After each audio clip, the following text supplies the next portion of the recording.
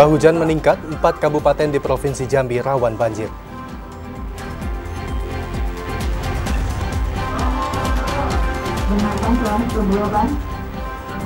Warga antusias ikuti PSU di 5 TPS dalam 3 kecamatan di Kota Sungai Penuh.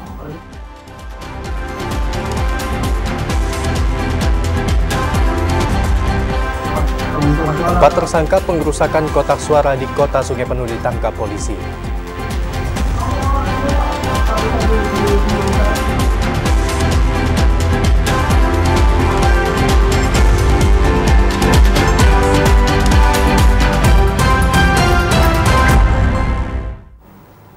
Assalamualaikum warahmatullahi wabarakatuh. Hari ini Senin 2 Desember 2024, Jambi hari ini kembali menyapa Anda. Ya, selain 3 topik utama tadi, tim redaksi kami juga telah menyiapkan sejumlah informasi penting dan menarik lainnya untuk Anda. Bersama saya, Septi Dita. Dan saya Alhimni Raihan, inilah Jambi hari ini selengkapnya.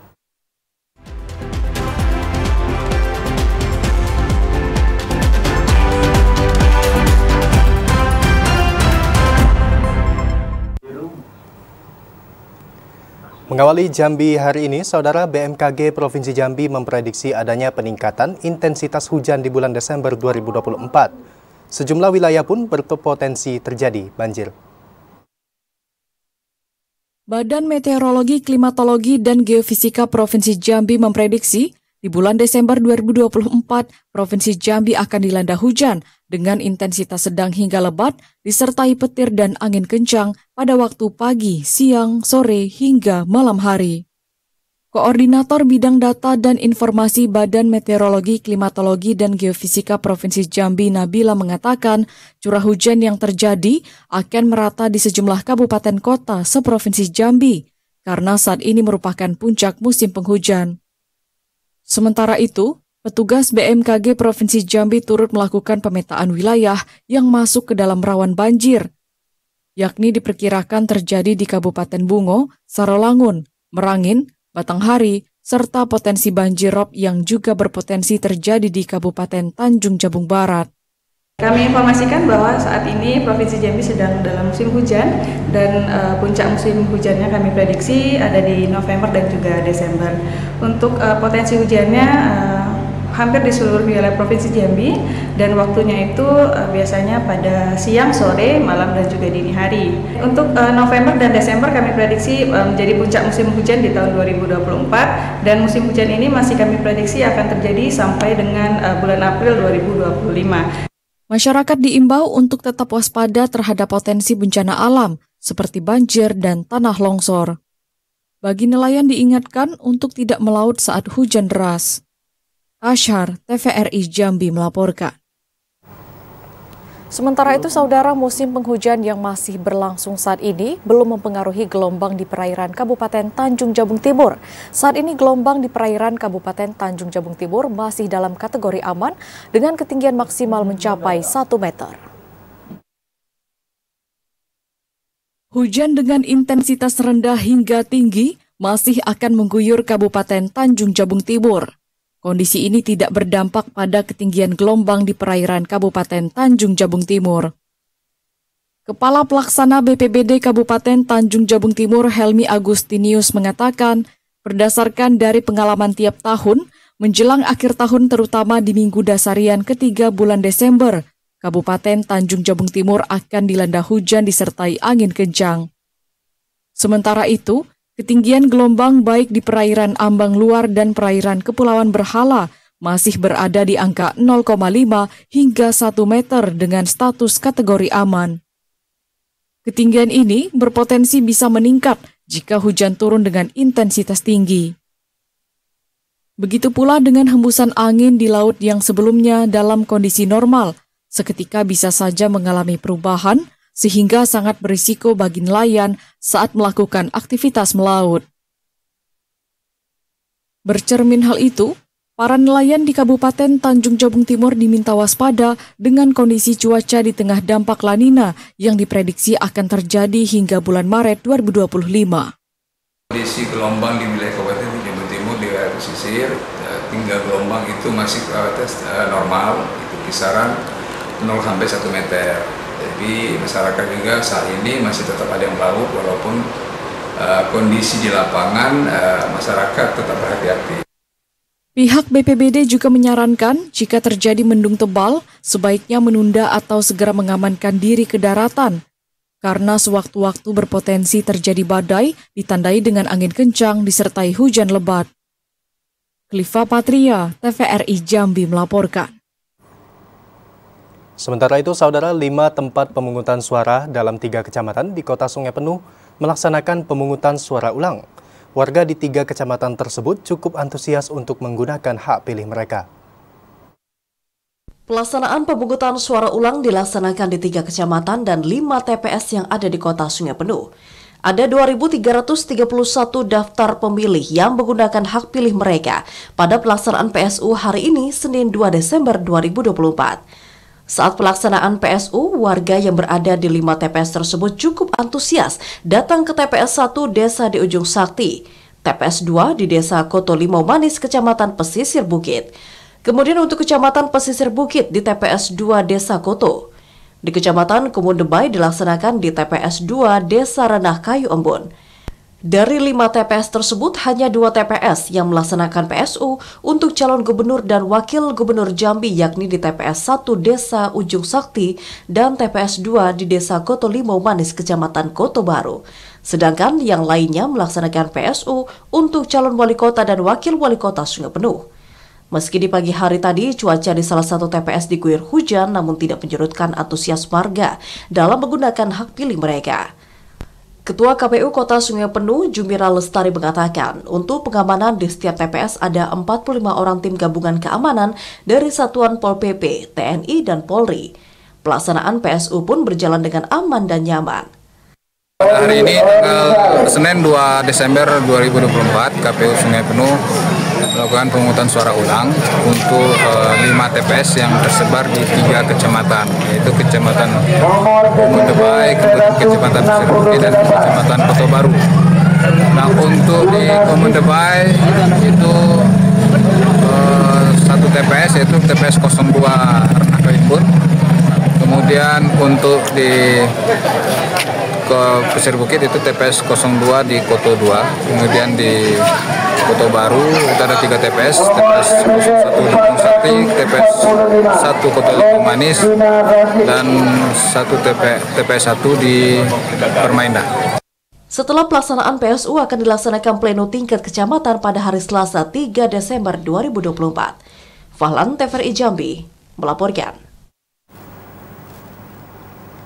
Saudara, 5 tempat pemungutan suara di Kota Sungai Penuh telah melaksanakan pemungutan suara ulang pada pagi tadi. Saat ini petugas penyelenggara tengah melakukan penghitungan suara PSU untuk pemilihan gubernur dan wakil gubernur, serta wali kota dan wakil wali kota Sungai Penuh.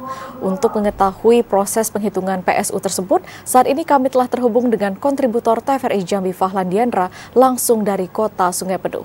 Selamat sore, Fahlan. Bagaimana hasil penghitungan suara di 5 TPS di Kota Sungai Penuh yang melakukan PSU hari ini? Ya, baik, selamat sore Septi dan juga pemirsa TVRI Jambi. Dapat saya laporkan saya berada di TPS 2 Desa Koto 2 Kecamatan Pesisir Bukit, yang mana hingga saat ini masih berlangsungnya proses penghitungan suara calon wali kota dan wakil wali kota Sungai Penuh. Untuk TPS yang ada di Kota Sungai Penuh yang melaksanakan PSU yaitu sebanyak 5 TPS yang berada di 3 kecamatan yang ada di Kota Sungai Penuh.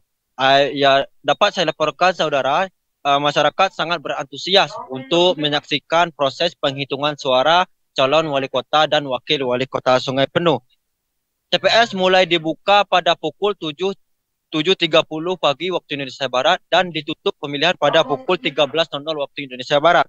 Setelah selesainya pelaksanaan pemungutan suara ulang di 5 TPS yang ada di 3 kecamatan Kota Sungai Penuh, pada besok harinya, tepatnya pada 3 Desember 2024, akan dilaksanakannya pleno rekapitulasi suara tingkat kecamatan yang bertempat di masing-masing kantor kecamatan di 3 kecamatan tersebut. KPU Kota Sungai Penuh akan melakukan rekapitulasi suara yaitu pada tanggal 4 hingga tanggal 6 mendatang yang bertempat di salah satu aula hotel Kota Sungai Penuh. KPU Kota Sungai Penuh sudah memastikan sebanyak 5 kecamatan yang telah melakukan pleno rekapitulasi suara, yaitu di Kecamatan Sungai Penuh, Kecamatan Pondok Tinggi, Kecamatan Prarawang, Kecamatan Tanda Kampung, serta Kecamatan Sungai Bungkal. Dan dipastikan logistik dari 5 kecamatan tersebut telah sampai di gudang logistik KPU Kota Sungai Penuh. Sekian, Septi.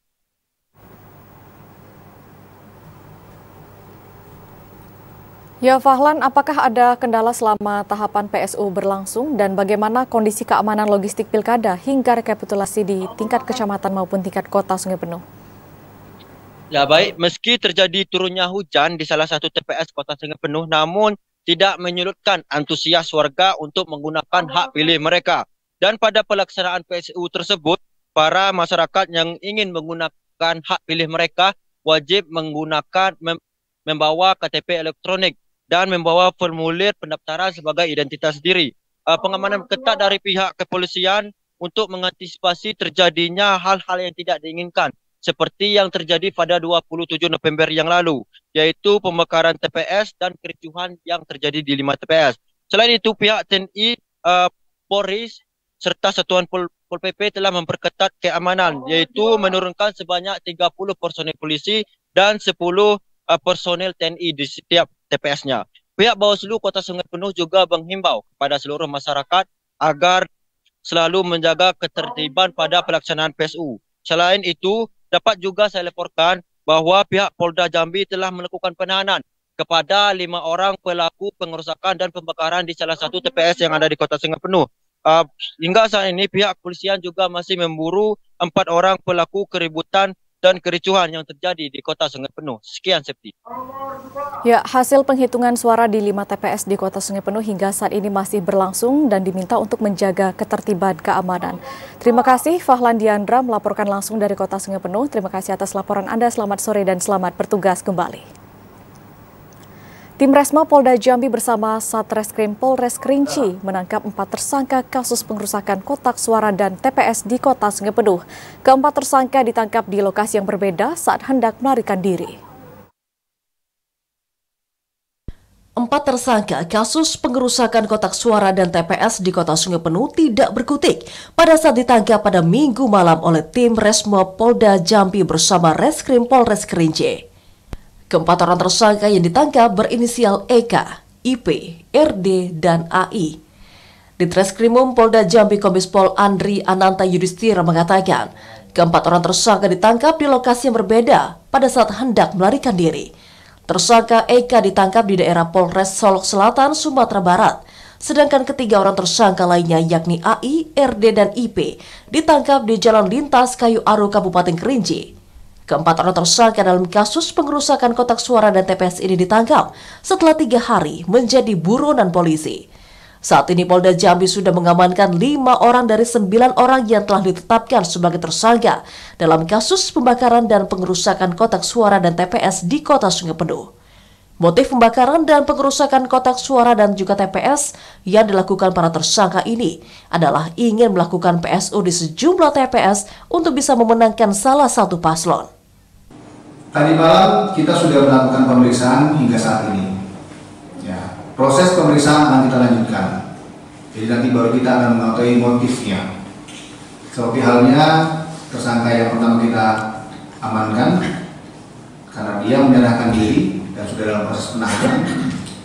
Tujuannya yang dilakukan adalah ingin membuat kegiatan atau PSU, pemilihan suara ulang. Harapannya ada yang paslon yang ingin dimenangkan oleh yang bersangkutan. 5 orang tersangka berikut barang bukti digelandang ke Mapolda Jambi dengan pengawalan ketat untuk dilakukan pemeriksaan dan proses lebih lanjut. 5 orang tersangka dalam kasus pembakaran dan pengerusakan kotak suara dan TPS dijerat dengan pasal yang berbeda. Tersangka berinisial HH, pelaku pembakaran kotak suara dikenakan pasal 187 KUHP dengan ancaman 12 tahun kurungan penjara. Sedangkan untuk tersangka dalam kasus pengerusakan kotak suara dan TPS dikenakan pasal 406 dan 170 KUHP dengan ancaman 5 tahun 6 bulan kurungan penjara. Ilwan, TVRI Jambi, melaporkan. Saudara, KPU Muaro Jambi mulai melakukan rekapitulasi hasil perhitungan suara Pilkada 2024. Informasi selengkapnya akan kami hadirkan usai jeda sesaat lagi. Tetaplah bersama kami di Jambi hari ini.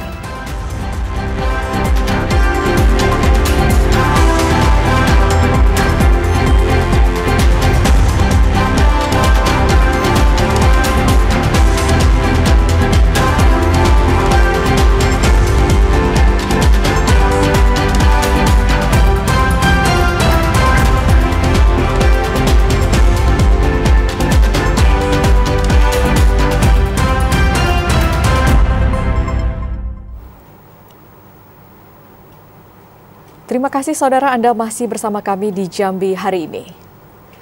Pasca pemilihan kepala daerah pada 27 November 2024 lalu, ada 5 kecamatan yang telah melaksanakan pleno rekapitulasi suara tingkat kecamatan. Pasca pelaksanaan pilkada serentak pada tanggal 27 November 2024, ada 5 kecamatan yang ada di Kota Sungai Penuh telah melaksanakan pleno rekapitulasi suara. Ketua KPU Kota Sungai Penuh, Jumiral Lestari mengatakan, untuk 5 kecamatan yang telah melaksanakan pleno yaitu Kecamatan Hamparan Rawang, Sungai Bungkal, Pondok Tinggi, Tanah Kampung, serta Kecamatan Sungai Bungkal. Seluruh logistik dari 5 kecamatan tersebut telah sampai di gudang logistik KPU Kota Sungai Penuh. Untuk 3 kecamatan yang belum melaksanakan rekapitulasi suara, yaitu Kecamatan Koto Baru, Kecamatan Pesisir Bukit, serta Kecamatan Kumun Debai yang akan dilaksanakan setelah dilaksanakannya pemungutan suara ulang. Untuk tahapan pleno itu di 5 kecamatan sudah selesai dan tadi malam terakhir sudah masuk logistik ke gudang KPU Sungai Penuh. Kemudian untuk di 3 kecamatan yang melakukan PSU ini itu dipending sampai pelaksanaan PSU selesai. Di target kita di tanggal 3 itu sudah selesai semua rekapitulasi suara untuk tingkat kecamatan. Dan akan dilanjutkan rekapitulasi tingkat Kota Sungai Penuh yang insya Allah akan kita laksanakan di tanggal 4, 5, dan 6. Jumiral Lestari juga menyampaikan setelah selesainya pelaksanaan pemungutan suara ulang dan rekapitulasi suara di 3 kecamatan tersebut, KPU Kota Sungai Penuh akan melaksanakan pleno rekapitulasi suara tingkat Kota Sungai Penuh pada tanggal 4 sampai dengan 6 Desember 2024. Fahlan, TVRI Jambi, melaporkan. Saudara, Komisi Pemilihan Umum Bungo gelar rapat pleno terbuka rekapitulasi perolehan suara Pilkada 2024. Rapat pleno ini mendapat pengawalan ketat dari pihak TNI Polri dengan mengerahkan ratusan personel. Dan untuk mengetahui informasi selengkapnya, kami telah terhubung dengan kontributor kami langsung dari Kabupaten Bungo, Mukriandi. Halo, selamat sore Mukriandi. Bagaimana proses rapat pleno terbuka KPU Bungo untuk tingkat kabupaten saat ini, Andi? Baik, selamat sore. Saya Mukriandi, kontributor dari Kabupaten Bungo. Dapat kami sampaikan pada hari ini, Senin 3 Desember 2024. Komisi Pemilihan Umum Kabupaten Bungo resmi melaksanakan rapat pleno terbuka rekapitulasi penghitungan perolehan suara pada pemilihan Gubernur dan Wakil Gubernur Jambi serta Bupati dan Wakil Bupati Bungo, di mana kegiatan pleno digelar di salah satu hotel di Kabupaten Bungo, yakni di Hotel Suwana Bumi. Pada rapat pleno hari ini pada pembukaan dihadiri seluruh Forkopimda dari Kabupaten Bungo serta pihak Bawaslu dan seluruh panitia pengurusan kecamatan atau PPK Kabupaten Bungo. Rapat pleno ini sempat tertunda selama beberapa jam dikarenakan cuaca di Kabupaten Bungo pada pagi hari diguyur hujan selama 2 jam lebih. Kemudian rapat juga didiskor oleh Ketua KPU selama 1 jam dikarenakan keterlambatan salah satu saksi dari paslon Gubernur nomor 1 serta saksi dari paslon Bupati dan Wakil Bupati pada nomor urut 01. Kegiatan rapat pleno ini cukup berjalan lancar, aman dan kondusif, namun juga diwarnai dengan aksi saling sanggah antar para saksi dari setiap paslon.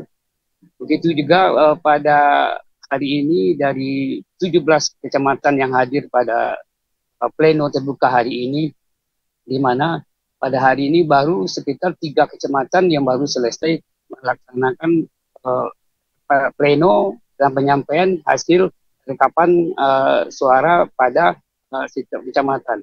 Adapun dari 3 kecamatan yang baru siap pada sore hari ini, yaitu Kecamatan Tujuan Hilir, Kecamatan Batin 2 Breko, serta Kecamatan Mungko-Mungko Batin 7. Namun pada hari ini yang masih berlangsung salah satu kecamatan dari Kecamatan Pelayang.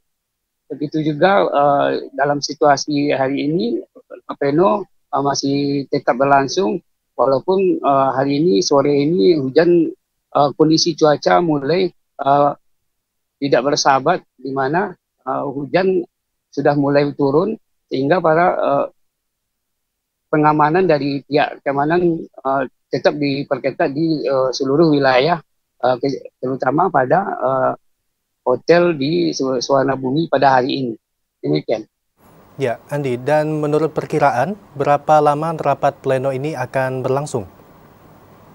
Baik, dari informasi yang kami dapat dari pihak KPU Bungo, untuk kegiatan rapat pleno terbuka ini dijadwalkan pada hari ini dari tanggal 3 hingga tanggal 6 Desember 2024.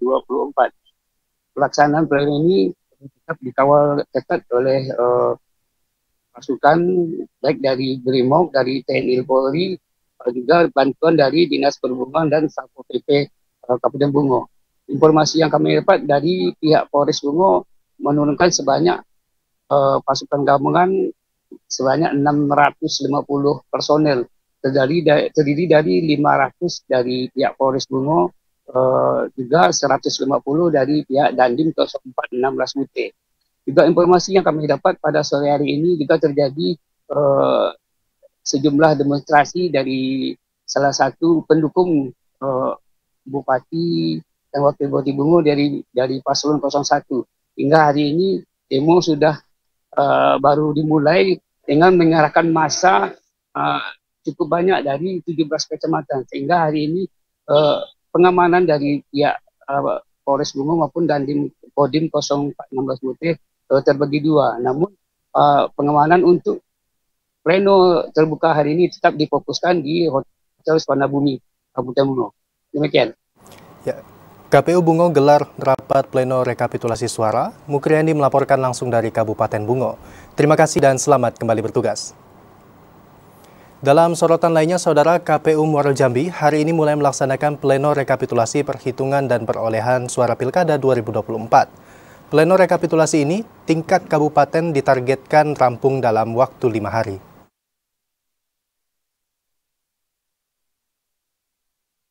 Rapat pleno rekapitulasi hasil perhitungan dan perolehan suara pemilihan kepala daerah serentak tahun 2024 tingkat Kabupaten Muaro Jambi dimulai.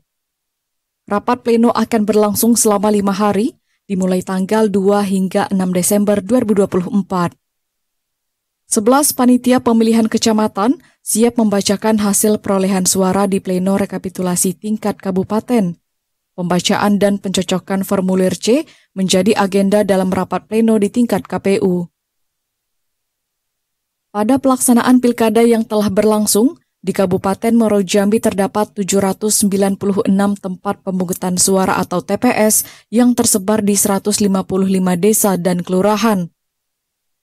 Komisioner KPU Divisi Teknis Penyelenggara Arisno mengucapkan terima kasih kepada masyarakat yang telah berpartisipasi atas keberlangsungan pemilihan kepala daerah serentak 2024. KPU juga mengapresiasi atas dukungan semua pihak dengan suksesnya Pilkada Muaro Jambi yang berjalan aman, damai, dan lancar. Mudah-mudahan rapat pleno yang kami laksanakan ini mudah-mudahan berjalan dengan lancar dan sukses. Jika ada permasalahan, mudah-mudahan ini bisa kami selesaikan di rapat pleno nanti. Rapat pleno ini dikawal ketat oleh pihak kepolisian dan TNI, serta diawasi langsung Badan Pengawas Pemilihan Umum Kabupaten Muaro Jambi.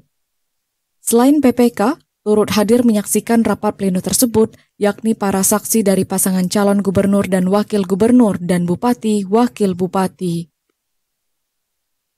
Azam Afnan, TVRI Jambi melaporkan. Rapat pleno rekapitulasi suara Pilkada serentak tahun 2024 di tingkat Kabupaten Kerinci akan dilaksanakan tanggal 3 Desember tahun 2024. Untuk mengantisipasi hal yang tidak diinginkan, pengamanan di sekitar lokasi rapat pleno akan ditingkatkan dengan melibatkan pihak kepolisian dan TNI. Rapat pleno rekapitulasi hasil penghitungan suara Pilkada serentak tahun 2024 di tingkat Kabupaten Kerinci dijadwalkan akan dilaksanakan pada tanggal 3 Desember 2024. Rapat pleno ini menjadi tahapan penting dalam menentukan hasil akhir dari penghitungan suara pemilihan gubernur dan wakil gubernur serta bupati dan wakil bupati Kerinci pada Pilkada serentak tahun 2024. Setelah sebelumnya tahapan rekapitulasi di tingkat kecamatan berlangsung aman dan lancar. Ketua KPU Kabupaten Kerinci Husni mengatakan, rapat pleno akan digelar dengan melibatkan berbagai pihak, termasuk saksi pasangan calon, Badan Pengawas Pemilu atau Bawaslu dan juga perwakilan institusi terkait. Untuk bisa mengantisipasi hal-hal yang tidak diinginkan, pengamanan di sekitar lokasi rapat pleno akan ditingkatkan dengan melibatkan pihak kepolisian dan TNI. Seluruh pihak diharapkan dapat mendukung pelaksanaan rapat pleno ini agar berjalan dengan lancar, aman, dan demokratis. Ilwan, TVRI Jambi, melaporkan. Sekda Sudirman kukuhkan pengurus Forsesdasi Provinsi Jambi periode 2024-2027. Informasi selengkapnya akan kami hadirkan setelah jeda berikut. Tetaplah bersama kami.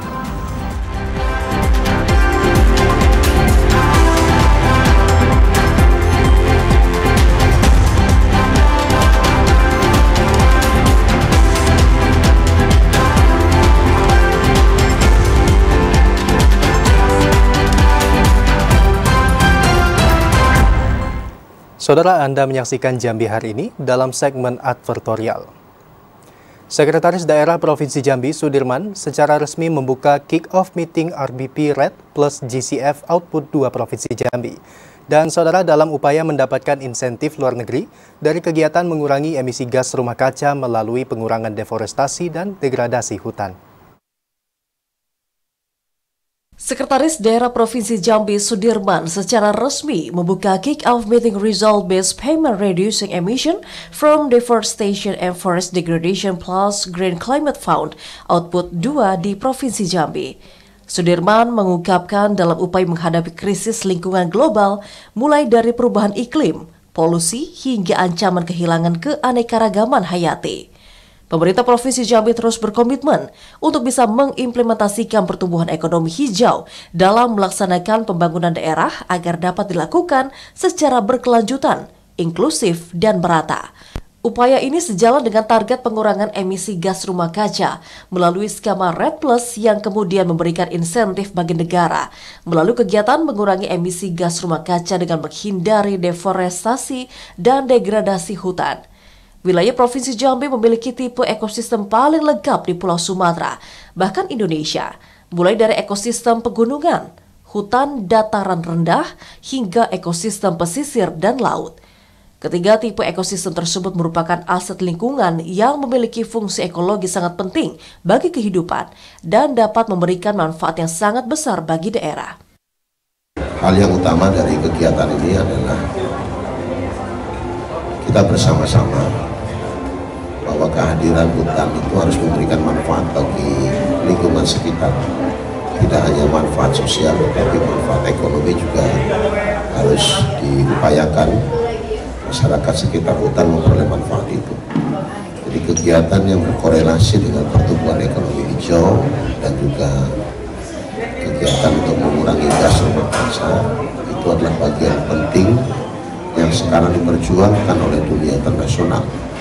Pada tahun 2023, Indonesia menjadi negara pertama di kawasan Asia Pasifik yang mendapatkan pendanaan dari Green Climate Fund untuk program Result-Based Payment Reducing Emission from Deforestation and Forest Degradation Plus periode 2024 hingga 2026. Randy Arta, TVRI Jambi, melaporkan. Sekretaris Daerah Provinsi Jambi Sudirman mengukuhkan pengurus Komisariat Wilayah Forsesdasi Provinsi Jambi periode 2024-2027. Para pengurus diharapkan mampu merumuskan kebijakan penata kelolaan ASN agar dapat bertransformasi menjadi ASN yang berkualitas. Sekretaris daerah menjadi kunci komunikator, koordinator, dinamisator, dan fasilitator untuk bisa menjembatani dan membantu kepala daerah mewujudkan visi misi pembangunan. Salah satu tugas Sekda juga menyiapkan aparatur sipil negara yang merupakan modal pemerintah dalam penyelenggaraan pemerintahan agar kebijakan dan program-program pembangunan dapat bermanfaat nyata untuk masyarakat. Hal tersebut dikatakan Sekretaris Daerah Provinsi Jambi Sudirman pada saat mengukuhkan pengurus Komisariat Wilayah Forum Sekretaris Daerah Seluruh Indonesia Provinsi Jambi periode 2024 hingga 2027. Pengukuhan pengurus Komwil Forsesdasi menjadi momentum dalam meningkatkan komunikasi, kolaborasi, dan sinergitas antar pemerintah seprovinsi Jambi dalam upaya memajukan daerah. Pembentukan pengurus Forsesdasi Provinsi Jambi diharapkan mampu merumuskan kebijakan dalam hal penata kelolaan aparatur sipil negara agar dapat bertransformasi menjadi aparatur sipil negara yang berkualitas dan inovatif. Dan yang ditunjuk sebagai ketua adalah Sekda Kota Jambi. Jadi sebetulnya para sekda-sekda ini terwadahi dalam proses dasi baik di daerah maupun di pusat. Ya. Intinya adalah terbangunnya silaturahmi, koordinasi, sinergi. Karena tidak tertutup kemungkinan dan bahkan sering kita hadapi itu tema-tema permasalahan di setiap daerah itu kan hampir sama dan juga bisa saling berbagi berbagi informasi terkait dengan penanganan masalah yang ada di kabupaten dan kota. Dalam acara tersebut, Sekretaris Daerah Kota Jambi Aridwan dikukuhkan sebagai Ketua Forsesdasi Provinsi Jambi periode 2024 hingga 2027. Randy Arta, TVRI Jambi, melaporkan. Sementara itu, Saudara, Universitas Islam Negeri Sultan Taha Saifuddin Jambi menggelar wisuda sarjana, magister, dan doktor. Lulusan wisuda pada periode ini mencapai 1.640 wisudawan. Universitas Islam Negeri Sultan Taha Saifuddin Jambi kembali menggelar wisuda sarjana ke-68 dan magister ke-41 beserta dokter ke-17. Pada kegiatan yang berlangsung minggu kemarin juga diisi dengan perayaan Disnatalis ke-57 Universitas Islam Negeri Sultan Taha Saifuddin Jambi.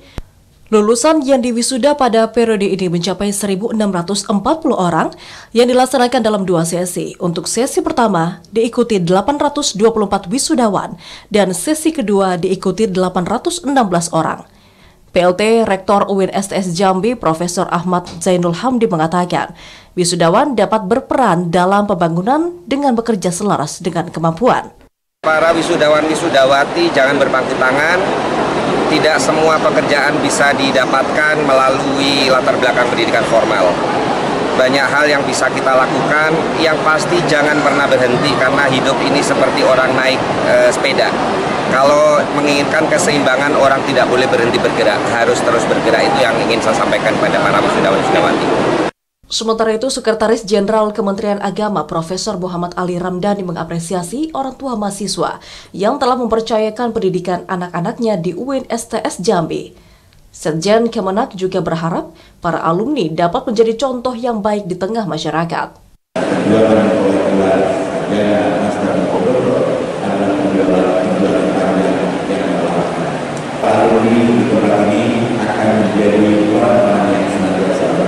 Sehingga kehidupan untuk setiap fase kehidupan.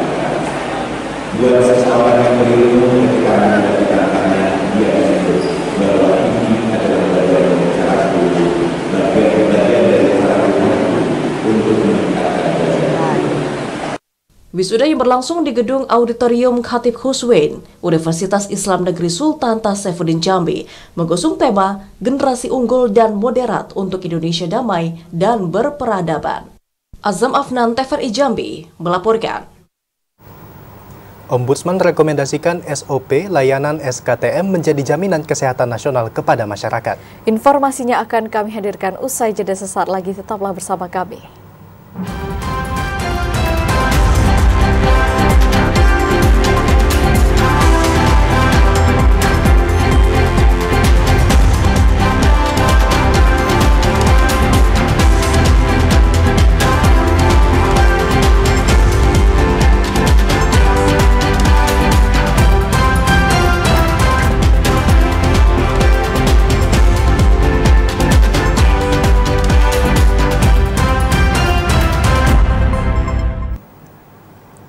Terima kasih saudara, Anda masih bersama kami di Jambi hari ini. Pemerintah Kota Jambi berencana menambah jumlah sekolah dasar dan SMP di tahun 2025. Hal ini berdasarkan pemetaan dan jumlah penduduk yang semakin bertambah. Dinas Pendidikan Kota Jambi berencana menambah sekolah dasar dan sekolah menengah pertama di tahun 2025. Saat ini masih dalam usulan ke pemerintah pusat terkait penambahan sekolah tersebut. Penambahan sekolah ini berdasarkan pemetaan yang telah dilakukan, ada beberapa sekolah terjadi penumpukan jumlah siswa dan bertambahnya jumlah penduduk. Kepala Dinas Pendidikan Kota Jambi Mulyadi mengatakan, direncanakan 2 sekolah tersebut akan dibangun di kawasan Alam Barajo, Kelurahan Beliung. Berdasarkan kajian yang telah dilakukan, wilayah tersebut memiliki potensi pengembangan fasilitas pendidikan.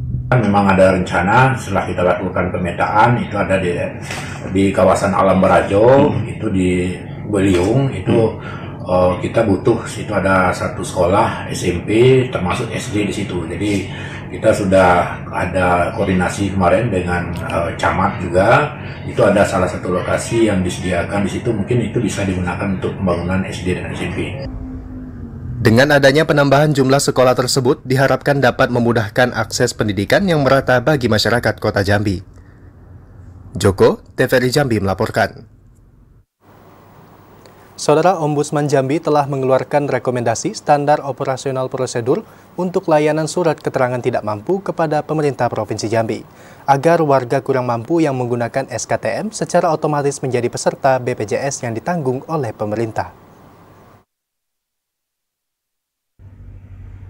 Pelayanan kesehatan terhadap warga kurang mampu menjadi sorotan Ombudsman Perwakilan Provinsi Jambi, terutama dalam hal penggunaan surat keterangan tidak mampu menjadi jaminan kesehatan nasional.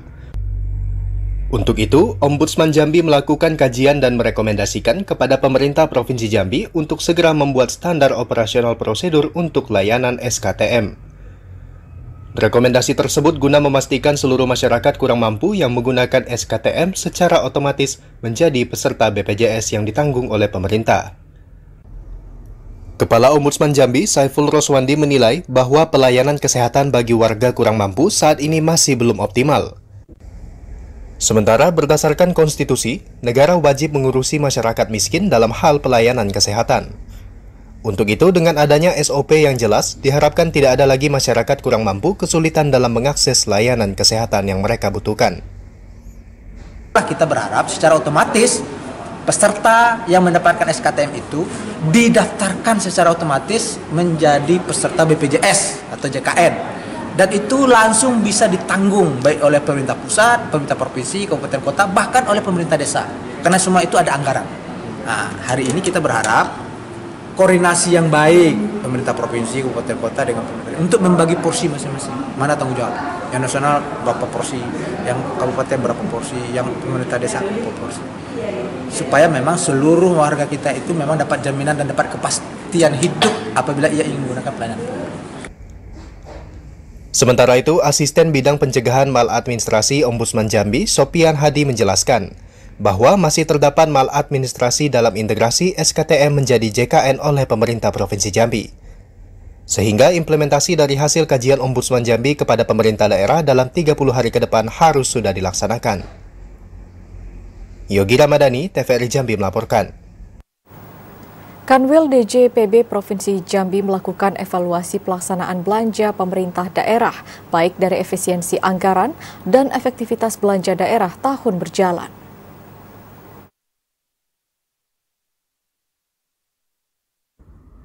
Kantor Wilayah Direktorat Jenderal Perbendaharaan Provinsi Jambi melakukan evaluasi pelaksanaan belanja daerah pemerintah, baik dari efisiensi anggaran dan efektivitas belanja yang dilakukan oleh 12 pemerintah daerah di Provinsi Jambi. Berdasarkan catatan dari Kanwil DJPB Provinsi Jambi, tahun 2024 ada anggaran yang tidak maksimal dimanfaatkan, padahal seharusnya anggaran tersebut bisa dimanfaatkan dan dialihkan. Sementara di tahun 2023 ada peningkatan efektivitas belanja daerah dibandingkan tahun 2022 lalu. Ini disampaikan langsung oleh Kakanwil DJPB Provinsi Jambi, Burhani, saat diseminasi spending review Kanwil DJPB Provinsi Jambi. Diharapkan di tahun mendatang belanja daerah dapat dimanfaatkan dengan baik oleh pemerintah daerah. Jadi isu-isu adanya kementerian lembaga yang baru terkait dengan Kabinet Merah Putih. Ya, jadi ini adalah terkait dengan bagaimana pelaksanaan anggaran kita bagi kementerian lembaga yang digabungkan atau mungkin dipisahkan, dan kemudian ada kementerian negara lembaga yang baru.